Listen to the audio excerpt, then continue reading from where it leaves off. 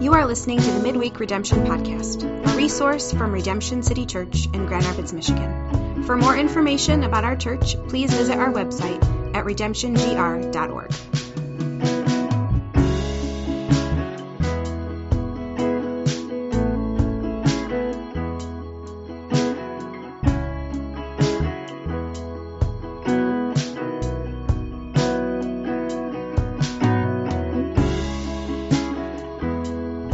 Redemption City. My name is Josh Ford. You're listening to the Midweek Redemption, and today we have a special treat of having our very own Drew Penfield with us. Drew, thanks for being here. Thanks for having me, Josh. We're sitting here in my office, this little makeshift recording studio, and one of the desires that Pastor Mike and I have for this interview, or for this podcast, is to do these interviews just a way that we can stay connected and hear each other's stories during the social craziness, social distancing time of COVID, which is kind of an oxymoron. How can you be social and distant? But we're doing the best we can here. So a new format that we're going to try today, try to keep our interviews at a, commute to work length and time frame, is a 3-2-1 get to know you kind of interview, where we're going to talk about three people, two places, and one experience that has most shaped you as a person or been heavily influential. Let's dive in. You can start anywhere in there. You can start with 3-2-1, or you start 1-2-3. Yeah, you mentioned commute to work length, and made me think of a tweet I saw the other day. And this guy said, you should do your, he says something to the effect of like, I do my commute to work once a week so I can stay sharp. And I think he was totally, yes, totally just goofing around, being silly. Yeah. As most Twitter users are. Yes. Yeah. Twitter users. Are you on Twitter? No. I'm not either. I used to be, but I just kind of like check in on some accounts that I find interesting. So yeah. I'm not like a legitimate user. Yeah, I've tried several times and then just can't get into it. Mm-hmm. Part of it's like personality. I just don't like being like removed from what I'm doing, and trying to like post things.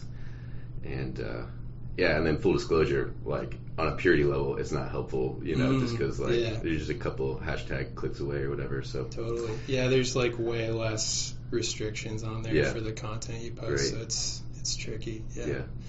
Yeah, and I just found like I started using it in college, and I found that that much information was just like totally overwhelming for me. Right. I think if I were to get back on it, I would just follow like a couple like news accounts, maybe some pastors, but it's so immense, and everybody's just giving their nuanced opinion on absolutely everything. So hot new take. Everybody's so witty. It's like a part-time job being like witty enough to like post things. Yep. There's something about like getting older. Like I look at my tweets like early on, and I was like, I'd be so embarrassed to post stuff like that now. I don't know what it is. Yeah. But cheers to the Twitter sphere out there. Yeah, and it can be helpful. Like I feel like just on like there's like times where it worked best was when I would like check in and kind of like open up a bunch of articles like in tabs and then close it. Just like getting some like new articles and like content and like reading them. Just like was helpful. I feel like the redeeming quality of it. Yeah, I've kind of reverted to just having my daily news like sent to my inbox rather than kind of going out and searching for it. So that's been helpful. But I guess like going back to the structure you mentioned, it's tough to like narrow things down to three people that have had a lasting effect on it. Yeah, someone's got to get cut. Feelings are going to get hurt. If any of my family's listening to this, I apologize if you didn't make the cast list. But I guess I'd have to start with my dad. So I was like really fortunate to have been brought up in a a home where I had two parents who loved Jesus, and they modeled that really well for my brother and me. Awesome. I guess I think of my dad because I'm very much like him. My brother is more like my mom. But yeah, my dad, I'm probably more introverted than he is, but he's more on the reserved side. But I feel like I've learned a lot from him in a lot of different areas of life.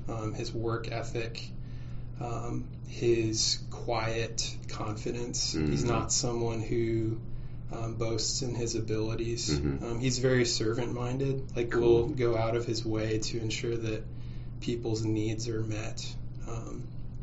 And something that my mom has always said about him that's kind of stuck with me is that when you're talking with my dad, he makes you feel like you're the only person in the room. Wow. And that's something that like has impacted me a lot, and it's something that I strive to bring into my interactions with people. I want to make people feel like they're known and they're seen, regardless of, like how popular or noticed mm-hmm. they may be. Like I really want to like interact with people on a heart level like that. So yeah, my dad has just modeled for me a lot of things, albeit imperfectly, what it looks like to be a man who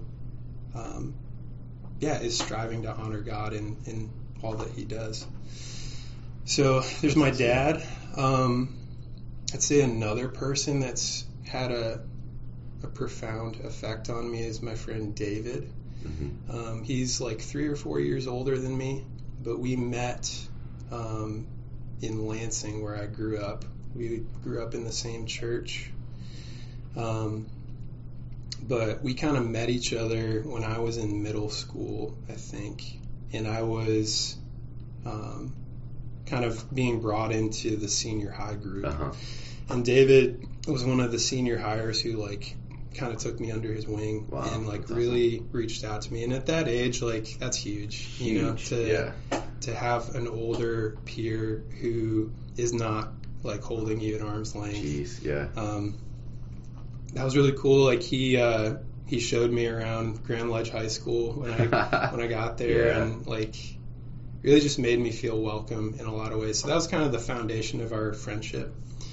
And he ended up going to the University of Michigan while I was still in high school. I ended up in Grand Rapids, but we've maintained a very close friendship for most of our lives. He and his wife recently moved to the Central Valley area of California, which that was pretty hard. But in a sense, like not a lot changed because we had been keeping in touch long distance, for a long time. So we've talked on the phone quite a bit since he's left, and we keep in touch pretty well. So Central Valley. Yeah. What did he do there?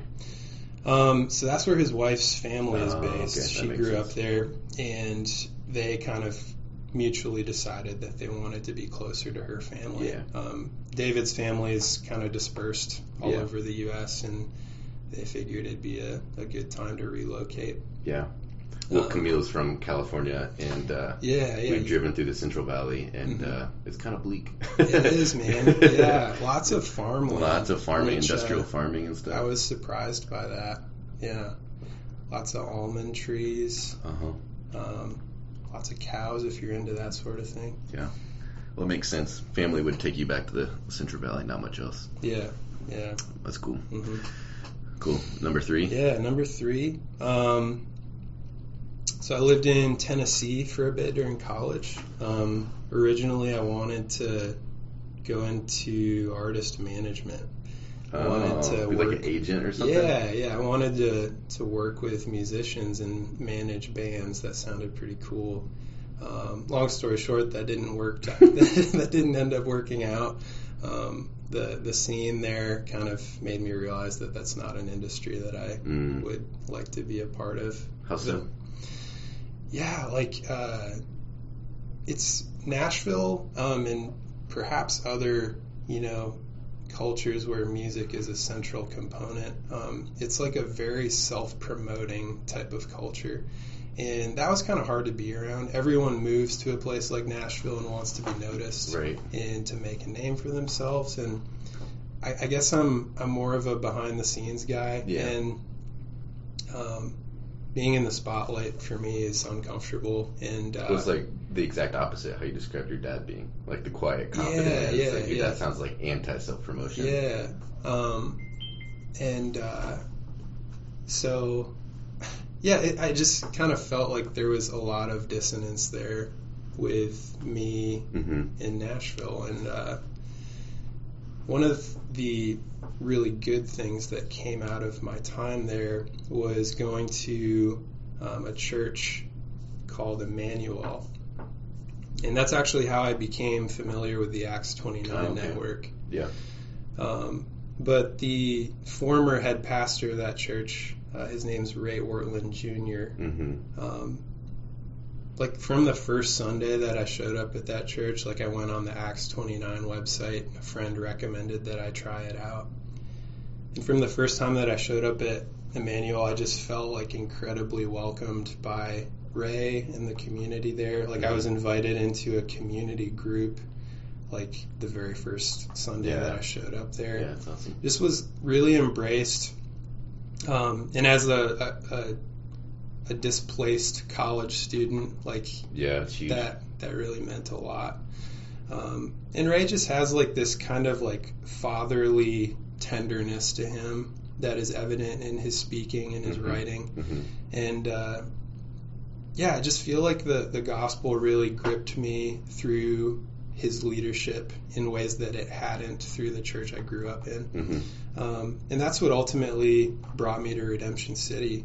So I kind of credit him and God's providence to facilitating that. Those are kind of the top three, I guess. And again, like that was really hard to narrow it down to those three people, but yeah. That's awesome, dude. Yeah, thanks for sharing. Yeah, I know I moved to Louisville, and because I got connected with the church, like within like 3 weeks of like living there, there was like someone's house I could walk into without knocking, for community group, and like I knew where the cups were, without even being in a city for a month, it's like in those hospitable churches, it can be really beautiful. Just get quickly connected. Yeah, that's awesome, man. Cool.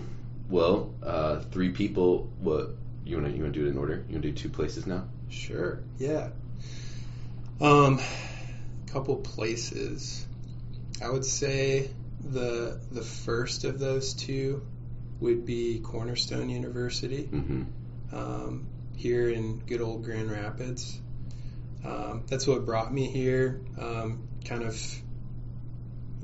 got me interested in West Michigan. I went there for 4 years, got my undergrad degree through Cornerstone.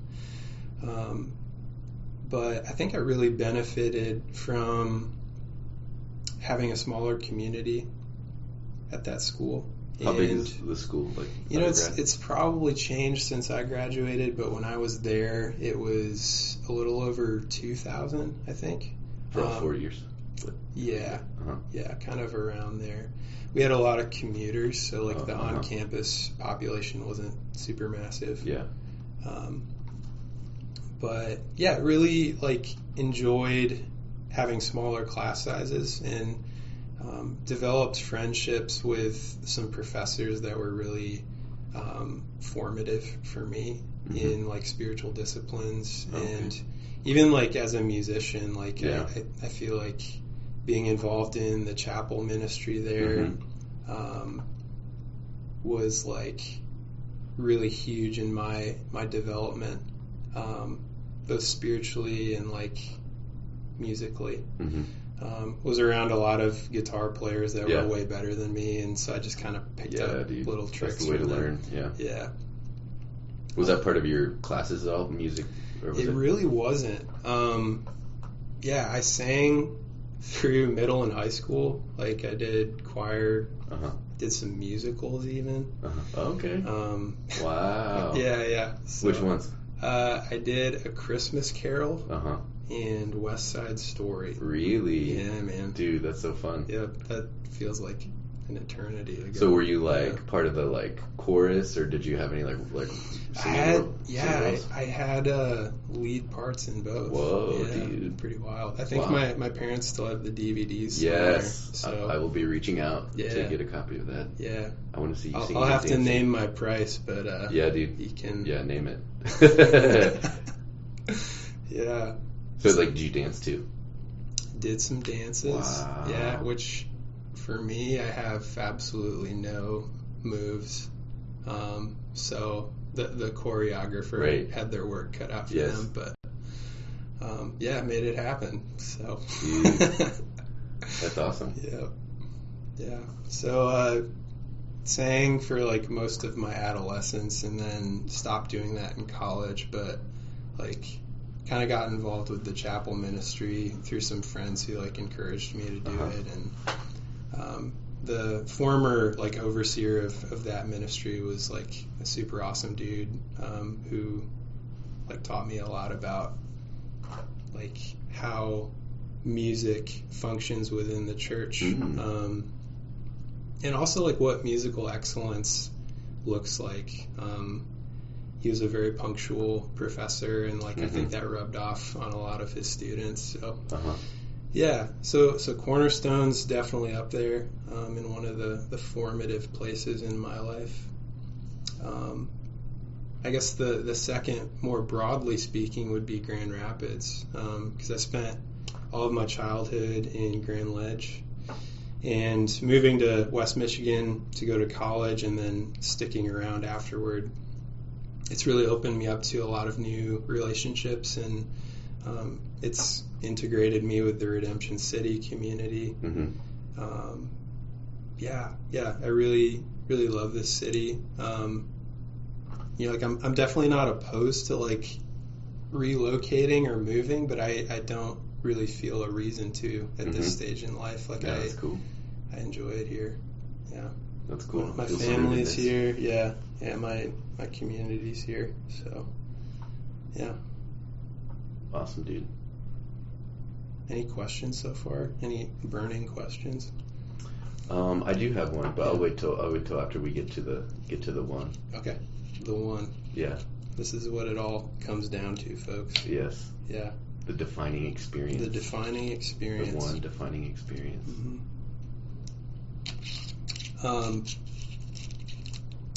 In my short span of years, I'm 27. I think one of the biggest experiences that I've had was like toward the end of college.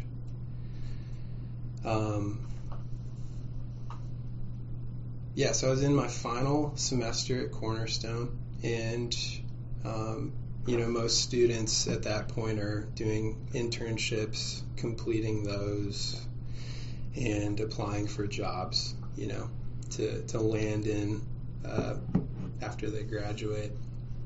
And like for that, it almost seemed like that entire year, like I was applying for positions in West Michigan, mostly in the nonprofit area. Like that's kind of where I resolved I was going to land when I finished school. And because you studied like business administration, was that what it was? Studied business administration,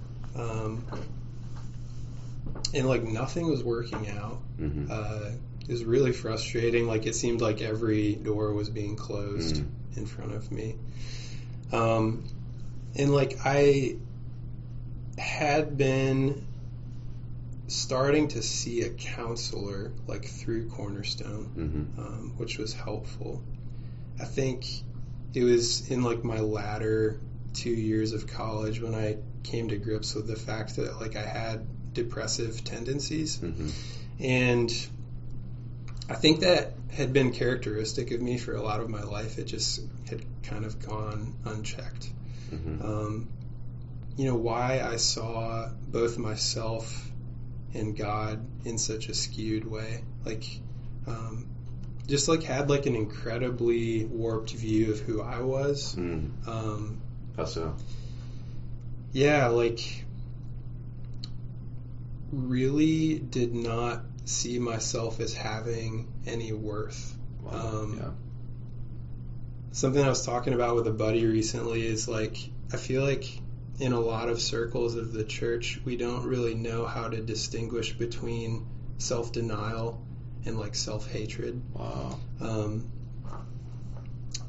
My whole life, I was taught to like, put yourself third, like don't think about your needs, like put everyone else before yourself, which there's truth in that. Sure.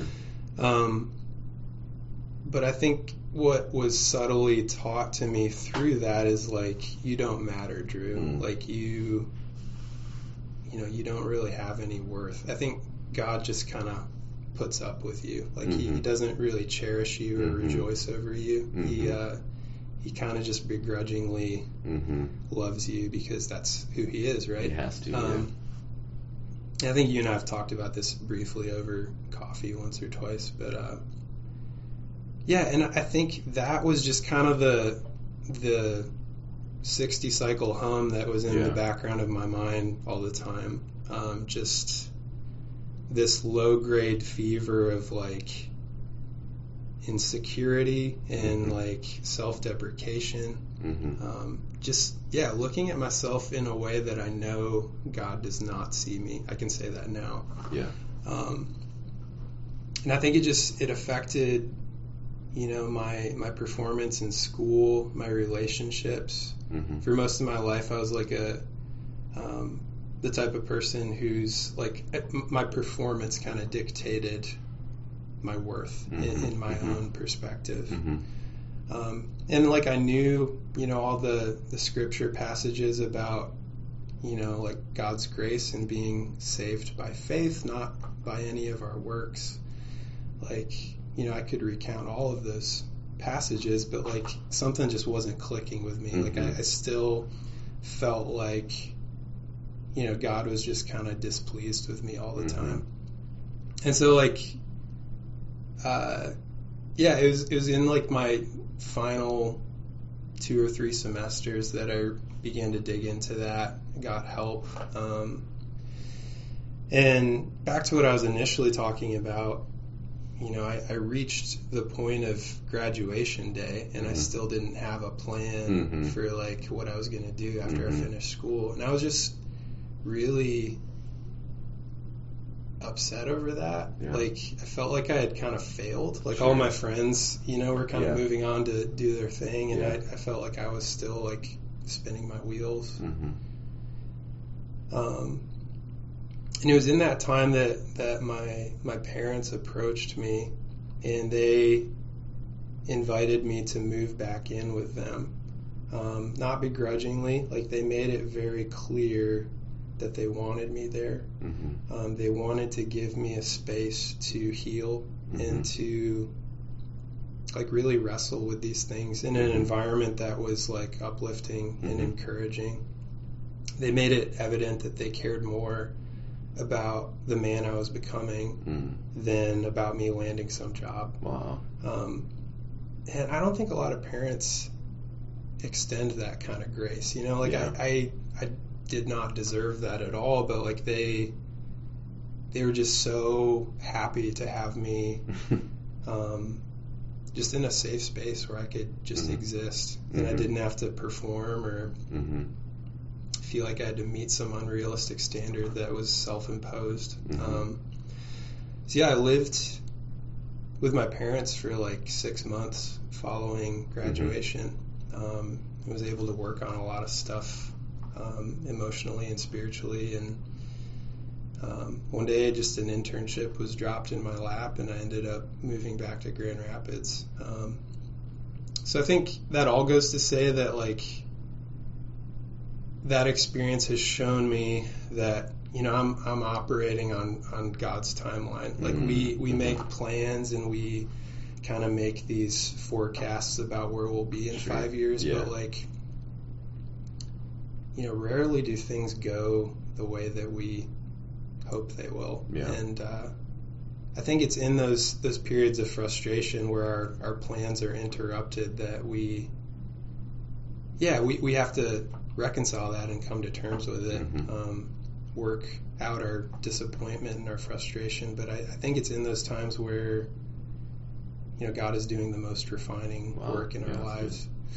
So it sounds like what you're describing about like the self-hatred or like low self-worth and the performance based. It sounds like your parents kind of like embodied a lot of ways like the heart of Christ towards you. They're like, just come and don't perform, just come and be, because we love you as you are. Man. And I don't deserve that kind of grace, and the fact that God has given me a family that embodies small glimpses of the kind of love that he has for us, that's incredible. That's awesome, man. It's really wonderful. Yeah, it's a beautiful thing to testify to. Yeah. That's cool. So what if you were to say so that kind of 6-month period leaving undergrad, 6 months at your folks' place, what would you say were your biggest takeaways, or how were you formed through that season?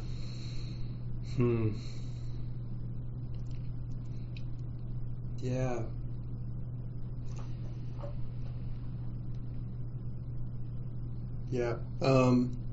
I think aside from the timeline thing, just that developed a confidence in me that God is still working in the stages of life where it feels like nothing is going according to plan.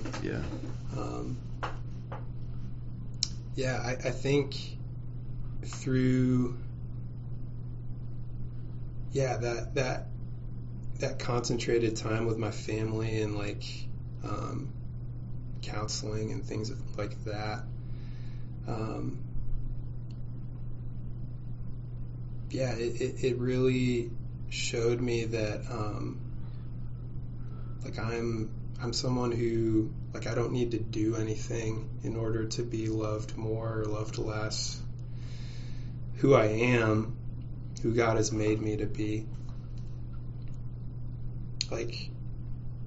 because of what Christ has done on my behalf, I don't have to strive anymore. I don't have to work in order to earn approval or affirmation from God or other people. And I feel that's something that I'm still learning. Sure. It's that very well could be a lifelong lesson, but I think that at least was the start of it. Yeah, for sure. Yeah. That's awesome, man. Cool. Well, thanks for sharing all that, man. That's a pretty powerful experience you just shared. Yeah, absolutely. I hope it's helpful. I can't imagine that I'm the only one who's thought those things. So, yes. Yeah, especially kind of growing. I mean, it's a little bit of the downside of growing up in Christian circles or whatever. I mean, there's so many blessings and things to be grateful for, but right. I feel like there is a little bit of baggage that can come from just like what you said, always putting other people first is a good thing, but also it kind of highlights the profundity of love others as you love yourself, if we're loving others out of some sort of performance or something that comes from self-hatred, then it's going to be not sustainable. Yeah, and that's a great point. Nowadays, self-love and self-care, those are kind of buzz phrases, yes. And I think the world has a different mindset in relation to those things, but it goes back to what Jesus said, love your neighbor as you love yourself. If you don't love yourself, how can you love your neighbor effectively? I think for most of my life, I've just I've never been okay with the person that God has made me to be. I think as a result of that, it's inhibited my ability to love other people well. So I believe that, as we come to accept who God has made us to be, in all of our blemishes and our shortcomings, like in that way, as we begin to see ourselves the way that God sees us, as he tells us in his word, like we can really begin to love other people radically instead of being so inwardly focused all the time. Yeah, that's awesome. Yeah, it makes me think for some reason like it kind of the Enneagram pops into my head, because I think you could like frame it around like all 9 styles of the Enneagram are like ways of trying to make up for not feeling lovable, I'm going to be like a special artist, or I'm going to be powerful, or I'm going to be super wise and smart, like all these are like, I don't know, strategies. Maybe it's not helpful to the conversation, but that's kind of where my mind goes, of just like these strategies that that we do to try to make up for the not feeling lovable, and then how much that like twists so much of what we do. Like you can do really good things from a place of like desperation or whatever that ultimately won't bear a lot of fruit or whatever. So it's good stuff. I'm curious. Would you? 2 questions I have. First, like you talk about counseling and kind of like some depressive tendencies. You just kind of touched on some of those like kind of mental health, soul care issues. Would you have any I don't know, advice or encouragement to any folks listening that might identify with any of that or be wrestling with any of those things? Yeah, absolutely. I think the first thing that I would encourage any of you who are listening who might identify with some of the stuff I said in relation to depression and emotional instability, really do not be afraid about talking to someone that you love about this kind of stuff. I know at first it seems like this insurmountable thing of like, how could anyone really understand how this feels? I think when you're in the darkness like that, it's easy to buy into the lie that like you're the only one who feels this way. And I was like that for a long time. So yeah, first of all, I'd encourage you to, talk to a close friend, like perhaps even, dig into that in your community group, just so your community knows how they can pray for you, how they can support you well. And I think secondarily, there are a lot of great resources here in West Michigan for counseling. I think some services are actually free that we have access to, like some Christian counseling services. Cool. And if you're interested in hearing more about that, I could definitely connect you with some folks that I know my friends have met with, and I think it's proven to be fruitful in their lives. So yeah, I'd start with those 2 things. Just, again, know that you're not alone in that. It's a very real thing. And what about like the counseling part? How would you describe kind of like how you see counseling fitting into like the whole picture? Yeah, totally. I think it's important to remember that like counseling is not going to fix you. It's not going to, just do a factory reset on all of your problems. Oh, man. If only. Yeah. But it is incredibly helpful to meet with somebody in person or virtually who like is welcoming to you, but they can also look at your life objectively because they don't know you as closely as like a friend or a family member does. So they can kind of help you they can help you like sift through all the garbage a lot more easily, in my opinion, than someone who's like walked with you through, many years of your life.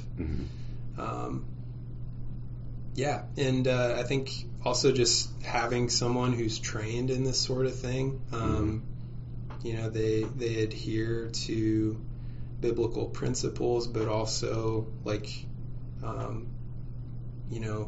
research pertaining to like how our minds function and how our emotions play into things. Someone who can like holistically look at your situation rather than just kind of like, throwing Bible verses at every little, misalignment with the truth that you have. I think it's important to remember also that, God made us as holistic beings. We have minds and bodies and spirits. If you're like not eating well, like that's something to consider. Like if you're not eating healthily, like that can definitely play into the functioning of your mind and your emotions. So I think just getting the input of someone who is more knowledgeable in this field, it's really something worth investing in. Nice. I think that's a great summary. Very balanced, helpful, but not the silver bullet. And also, shameless plug, I think like a big part of the desire, from what I can gather in my position, like the church hiring another pastor, is to increase capacity for pastoral care. So would more than love to meet with anyone out there who wants to chat through stuff or explore resources. So I'll throw that out there. Yeah, I've really appreciated your care, Josh. Like, oh, thanks, man. I've only known you for a few months now, but I've really felt cared for by you and Camille. So I want you to know that I see that. I appreciate that. So that's encouraging. Yeah. Well, we're kind of at time, but I've had this question burning. And feel free to punt. We can edit this if you don't want to go there. But yeah, I think we've talked about it a little bit, but just kind of like how you would weigh in on just like the topic of singleness in the church, and kind of what your experience has been like, or like what you would want the church to know about being a single man in a church drowning in babies. Yeah. How much time we got? Depends on how good it is. Yeah. If it's good, we got all day. All right. Man. Not to make it performance based, but might need an episode 2 for this one. Okay. Yeah, we can part 2 if we need to. Yeah, but I guess like the truncated version of my response to that would be, West Michigan loves, getting married young and cranking out babies, as you can see with our community. And in general, I feel like the community at Redemption City has been welcoming of single folks like me. But to a degree, I just can't hang. I can't relate. Like with those who are parenting, with those who are married, there's just like, relational factors that I can't identify with because I haven't been there. And so, I would just, I guess, encourage families and people who are married to, continue reaching out to those in our community who are not married, inviting them in, including them in on life. I've talked with you about that, Josh. Just like, I don't care if your house is messy and like the kids are screaming. Like I think it's important for single people to be invited into that sort of thing, to be given like a realistic kind of portrait of what married life and what parenting looks like, in the mundane everyday circumstances. Like we want, I think I can speak for all the other single guys and gals, but like I think we just desire to be doing life with people in the church regardless of what their marital status is. And I get it, like sometimes family life is messy, and you don't want people seeing your dirty laundry, like literally or figuratively. But yeah, I think it's really important to give that some consideration. That's good. Kind of what I hear you saying, because I know like my insecurity as someone drowning in kids and stuff is that we're like really boring, like we're like fuddy-duddies, So I like picture all the single people out there just like wanting to like have fun and like YOLO and stuff. Is that still a thing? YOLO? Well, no, it shows how much of a fuddy-duddy I am. That was the last time I tapped in on popular terms. I don't know what the kids are saying these days, but it sounds like you don't mind. And we're fuddy-duddies, so like you can come over and hang out until like 8, and then go do your single person thing. Whatever happens after 8, I don't know. I haven't been out of the house after 8. Yeah, I'm usually in bed before 10. So okay, like, that's respectable. I'm pretty wild. Yeah. But yeah, I don't know. I feel like on both sides it could be a little bit like, I don't want to like, drag single people down with like my fuddy-duddy, home life or whatever. Today's word is fuddy-duddy. Yeah. This episode brought to you by the word fuddy-duddy. Yeah. Do you have any sponsors yet? Yeah. No, I need to get some. Yeah. But yeah, it's good. I think it's a good word. Cool, man. Well, really appreciate you being a guinea pig with this 3-2-1 format, and I think there's great content here. So I'm excited to release it and bless the church with it. Yeah, thanks, Josh. I think you've got a great thing going here, so I appreciate you getting this started. Yeah.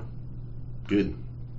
Well, we're going to go grab some lunch and tour a church building. So maybe that's a circle of trust, but we're going to sign off here, and we'll see you on the next episode of Midweek Redemption. Have a great week.